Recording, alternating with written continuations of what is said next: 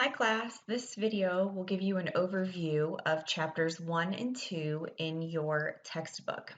So for the first week of class, we are going to focus on what is a virtual decision and making the decision to become a virtual assistant. So every week there will be materials and assignments for you to complete. So I'm going to start with the assignments folder. And this week is important because when you are an entrepreneur and you own your own business, there's no boss telling you to get this done or go here and do this. You are your boss, you are your own boss.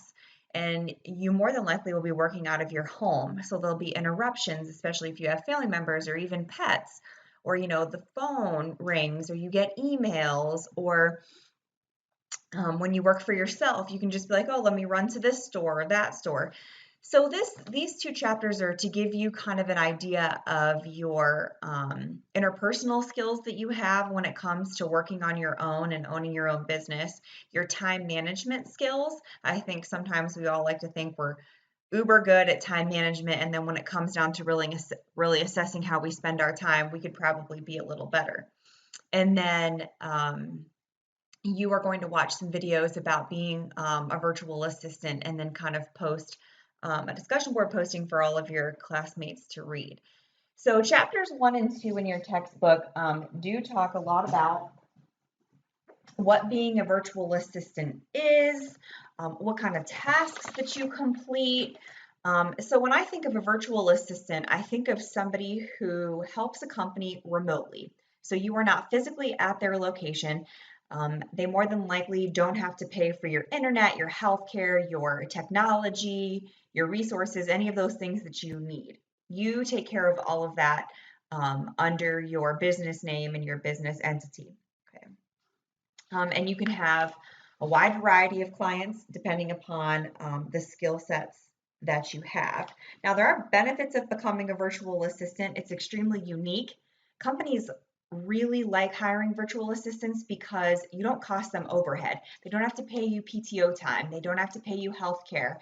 And you are doing them a service remotely, and then you turn it around and you send it back to them in a time frame that you agreed upon.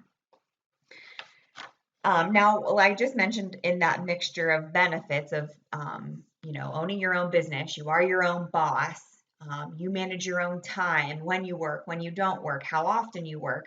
The downfall is, like I mentioned, you don't have health care, you don't get paid time off, and you're responsible for, making sure your technology works. You're responsible for paying your own internet and electric bill and things like that. But the great thing about this profession, in my opinion, is this allows you so much freedom. If you if you like to travel, if you even just want to go on vacation, you can still work from the beach or wherever you choose to go because you own your own business. This is your own time. You find your clients, you market out your services. So this is a good opportunity to really invest in yourself when it comes to your business. As the chapters go on, it does ask you some questions about, are you cut out to be a VA? Can you work independently? How are your time management skills? How tech savvy are you? This job does require you to be extremely tech savvy. As you'll learn as the semester goes on, there's a lot of technology involved on top of the skills that you are marketing to your employers. It also asks you, are you ready to work from home? What does your home office look like? Do you have one? Do you sit at the kitchen table? Do you sit on the couch? What kind of distractions do you have? So you need to think about all of these things, and we'll assess these things as the semester goes on. When you begin to think about opening up your own virtual assistant business, you also need to learn like boundaries. So just because you work from home doesn't mean you work and are accessible to clients 24/7. But if you live with your family, they need to also have boundaries too, that this is the time that you need to dedicate to growing your business and working on the tasks that you have been asked to do by the clients that have hired you. Um, So a lot of the book, the first two chapters do talk about are you ready, home office, personal time, um, benefits of being a VA, how the job works, and then chapter two really gets into your interpersonal skills, your communication skills, and your technical abilities. And that is where your assignments come in. So for the first assignment, you are going to take a quiz over your interpersonal skills. So you have to be an excellent communicator, both verbally and written, when you are a VA. Most of your communication is probably going to happen like via email. So you need to make sure that you are well versed in writing professional emails. So here is a link to an assessment. You're going to answer all of the quiz questions, and at the end, you're going to fill in your information and you're going to get your results, and they will be emailed to you.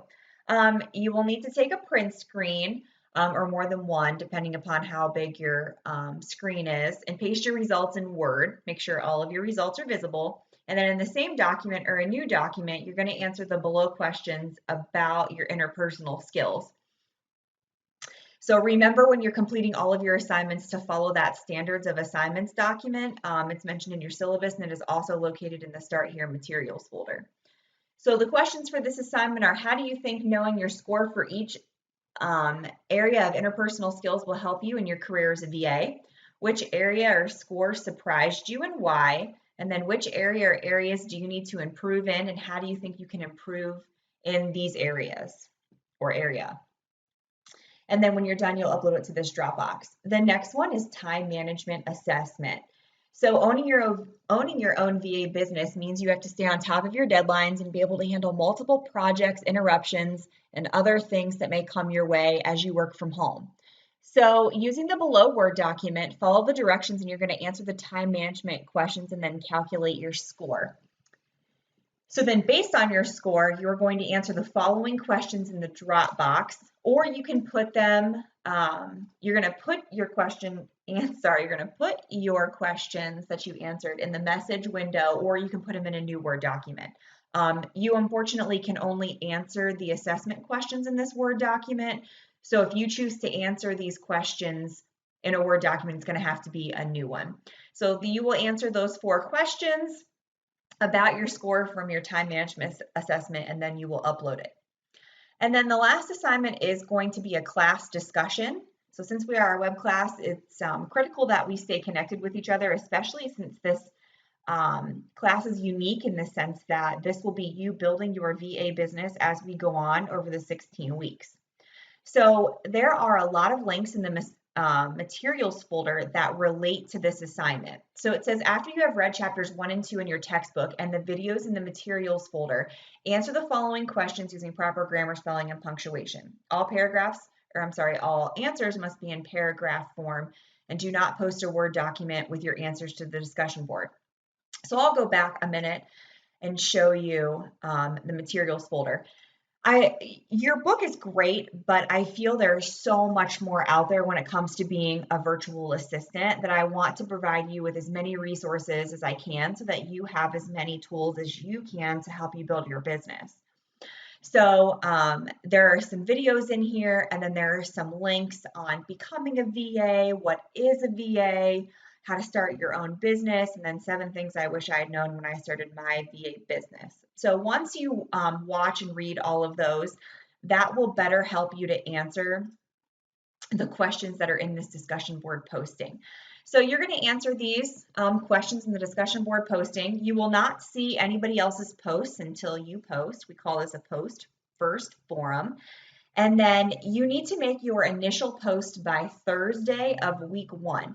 So your discussion boards in here will have 2 different due dates. The initial post has to be made by Thursday, and then you need to respond to at least one of your classmates' posts by the following Monday. Responses must be thorough and contribute to the conversation. So as you work through chapters 1 and 2 and those videos and those links in the materials folder, if you have any questions about being a VA or what startup is like, please reach out to me and I'll be happy to answer any questions that you have.